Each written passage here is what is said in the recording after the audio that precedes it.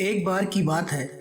गौतम बुद्ध अपने शिष्यों के साथ एक गांव से दूर किसी बड़े नगर की तरफ जा रहे थे। गर्मी के दिन थे और रास्ता भी बहुत लंबा था। गौतम बुद्ध अपने शिष्यों सहित बहुत देर से चल रहे थे, जिस वजह से उन्हें बहुत प्यास लगती है। वहां से कुछ ही दूरी पर बरगद के वृक्ष की एक घनी छांव थी। सभी लोग उस वृक्ष के पास पहुंच जाते हैं और महात्मा बुद्ध अपने शिष्यों सहित वृक्ष की घनी छाया के नीचे विश्राम करने लगते हैं। बहुत देर से चलने की वजह से सभी का गला प्यास से सूख रहा था। यह बात बुद्ध जानते थे। बुद्ध ने अपने एक शिष्य को कहा, आप इस बरगद की छाया से 20 कदम दूर जाकर बरगद की 2 बार परिक्रमा करके वापस आओ। शिष्य वैसा ही करता है जैसा बुद्ध ने बताया। परिक्रमा के बाद जब शिष्य महात्मा बुद्ध के पास आया तो बुद्ध बोले कि क्या आपको किसी ठंडी हवा का अनुभव हुआ था? शिष्य बोला, हाँ महात्मा बुद्ध, उस उत्तर दिशा की तरफ से मुझे कुछ ठंडी हवा की अनुभव हुआ था। शिष्य की यह बात सुन महात्मा बुद्ध शिष्य से तुरंत बोले कि उसी दिशा में चले जाओ, जरूर वहां से कुछ ही दूर पर एक तालाब अवश्य मिलेगा। उस तालाब से सबके लिए पानी ले आओ। शिष्य उसी दिशा में जब कुछ दूर जाता है तो वहां सच में एक तालाब होता है। तालाब देख शिष्य बहुत प्रसन्न होता है और तालाब के निकट जाकर जैसे ही तालाब से पानी भरने वाला होता है तभी शिष्य की नज़र वहां दूर तालाब में कपड़े धो रही कुछ स्त्रियों पर जाती है। यह देख शिष्य मन में सोचते हैं कि यह पानी तो गंदा हो गया है, लेकिन जब शिष्य ध्यान से तालाब के पानी को देखते हैं कि अभी भी तालाब का कुछ पानी साफ है। इतने में तो 2 बैलगाड़ी जोर से तालाब के किनारे से होती हुई निकल जाती है। बैलगाड़ी के पहिए तालाब की मिट्टी के ऊपर इतनी जोर से निकलते हैं कि तालाब के नीचे बैठी बहुत सारी मिट्टी तालाब के ऊपर आ जाती है, जिस वजह से तालाब का बचा हुआ पानी भी गंदा हो जाता है।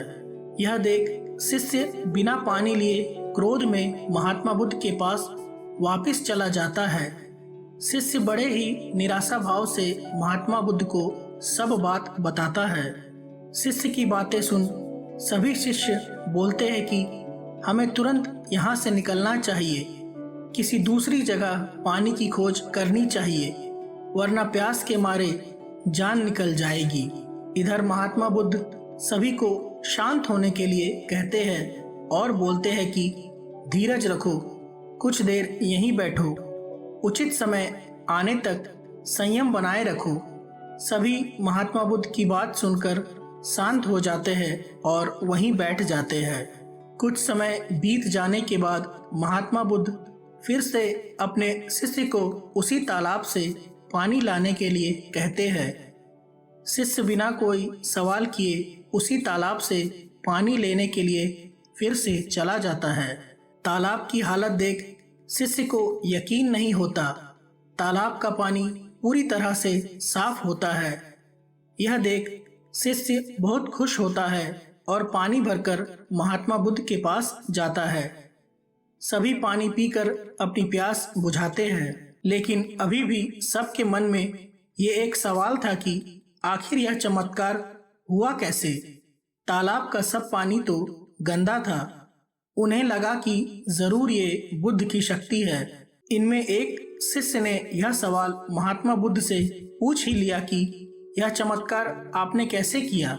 शिष्य का जवाब देते हुए महात्मा बुद्ध बोले कि यह कोई चमत्कार नहीं है, यह आपके सब्र का फल है। यह फल है आपके सब्र बनाए रखते हुए उचित समय के इंतजार का।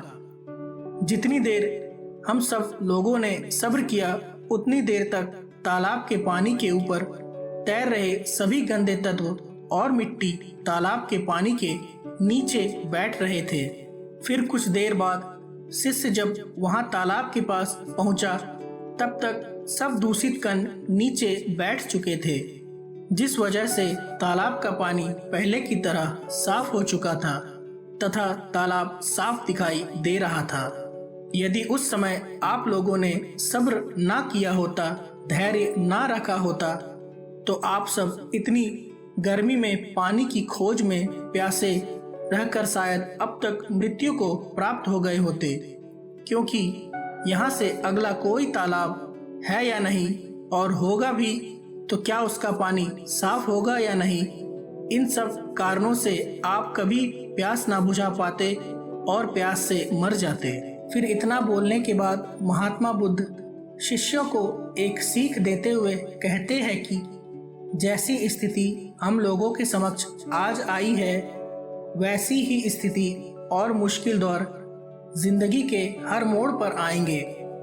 तब उस समय भी आपको ऐसे ही संयम बनाए रखना होगा और अपने विवेक से काम लेते हुए ही आपको एक उचित फैसले के साथ सही नतीजे पर पहुंचना होगा। हर मुश्किल दौर में सब्र रखते हुए ऐसे ही शांत मन से ही कोई फैसला लेना चाहिए जिसका आपके और दूसरों के लिए अच्छा हो, क्योंकि ऐसी स्थितियों में लोग अक्सर गुस्से में आकर अपना सब्र खो देते हैं और गुस्से तथा जल्दबाजी में गलत काम और फैसला कर बैठते हैं, जिसका बुरा परिणाम उनको भविष्य में देखने को मिलता है, जिसमें खुद का नुकसान अधिक होता है। कुछ परिस्थितियां जीवन में ऐसी होती है जहां हमें सब्र बनाए रखते हुए उचित समय का इंतजार करना होता है, लेकिन लोग अक्सर यहीं पर अपना सब्र खो देते हैं और उचित समय आने का इंतजार नहीं करते, जिस वजह से उनको आगे चलकर दुख और मुश्किलों का सामना करना पड़ता है। हमारे द्वारा लिया गया आज का फैसला हमारे आने वाले कल की खुशी और दुख को सुनिश्चित करता है।